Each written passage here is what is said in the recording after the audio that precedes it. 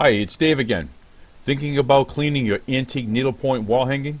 Maybe you want to spruce it up, get rid of some of the surface soil, get ready to pass it on to the next generation and keep it in the family for years to come. Watch this video, watch it till the end, and it'll give you some tips on how you can preserve it without taking needless chances on harming colors or the fabric. We made this video to give you a sense of what to look for if you ever encounter a beautiful piece like this. This is a needlepoint work from one of our Boston area customers.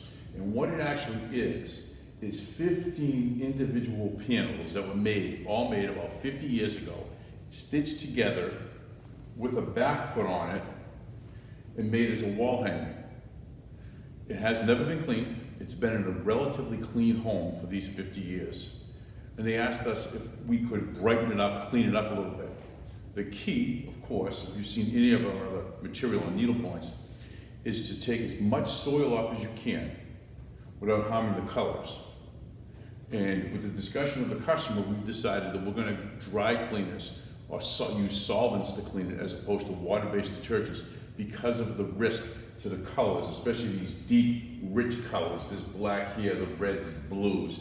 It would be a shame if any of the colors bled.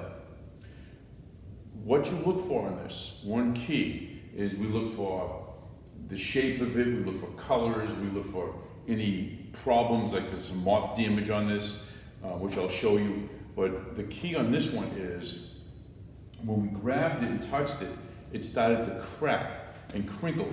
We could hear it. I'm not sure the mic that I'm wearing can pick it up, but that's a giveaway as far as what's behind here. We cannot see what's behind here. But just from the feel of it and listening to the crunchy sound, there's a good chance that there's either some kind of horsehair or jute material back there, maybe even some hemp holding this piece together. That can be very dangerous when you wet clean. If you wet clean this and that material gets wet, which it most assuredly will by penetrating beyond this, the face fibers, that can shrink and cause the whole piece to ripple, and that may not be correctable. I'm going to show you some detailed photos where, like over here, where you can see some of the backing and stitching material. I'll put them in and I'll even give you some photos of the detailed work. It's beautiful, and we'll come back. Here you can see that the person who wove it was from the town of Stonington, Connecticut. That's pretty cool. You see a close-up here of the actual weave with some moth damage on this photo. And coming up on this photo, a little bit more moth damage, but you can see some of the colors in here. It really is a brilliant piece. And let's see, we have coming up, this is the custom house, of course, in Stonington, Connecticut. We thought you'd enjoy seeing some of the weave and how it's put together. The battlefield downtown, probably the green of Stonington. And where the arrows are, they'll see some moth damage, so we are going to treat it to resist moth damage going forward. The last photo you're going to see is how it's stitched.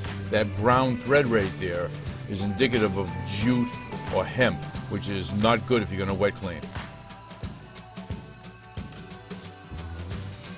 It is a beautiful piece, and I happen to agree with the customer.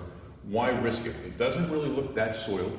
It's going to be hung again in their home, probably passed down to the next generation someday, or donated to the town of Stonington, Connecticut, which is, you can see it here, Stonington, Connecticut, and they're going to, I think they might even be donated to the town when all is said and done years from now. So you look for insect damage, you look for the type of weave, maybe if there's an odor, like a musty or mildew odor, that has to be addressed. But also you have to listen to what the material behind the backing material is telling you. And on this one it said, do not use water-based detergents on this. It's too risky. If the customer wants to risk it, that's a different story. But in this case, we decided together it's better to solve and clean it. Any questions, leave them below. We appreciate comments. If you want to see more videos like this, hit that little subscribe button, the little bell next to it. Also, you'll be notified next time we upload a video. Thank you for watching.